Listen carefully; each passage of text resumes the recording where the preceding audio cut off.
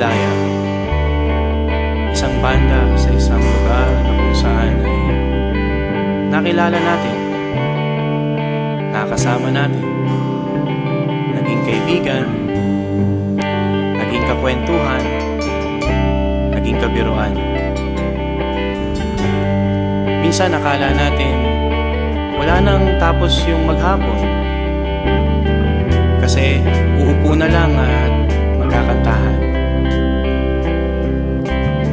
Mula sa iba't ibang bayan, kami pinagtipon-tipon para bumuo ng isang banda. At mula doon, lumikha kami ng mga awit. Mga awit na makakapagpalaya hindi lamang sa aming puso, hindi lamang sa aming isipan, kundi sa bawat Kristiyanong nabubuhay. Ganyan ang Himiglaya. Aawit kami na hindi malilimutan ng bawat isa o ng kahit sino man.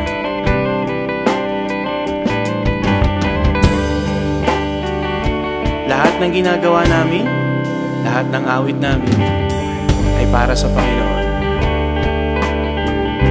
Para sa Panginoon lang. Awitin ko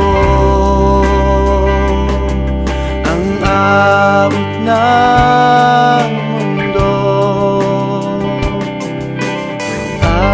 Awitin ko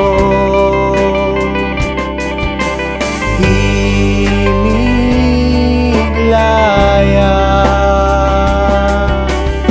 Himiglaya.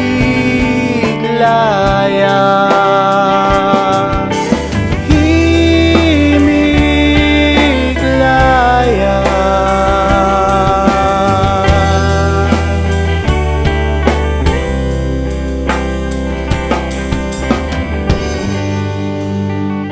Lumipas man ang maraming panahon, mawala man yung iba sa amin, tatanda kami, siguro banda-banda ron may mamamatay at kukunin ng Panginoon.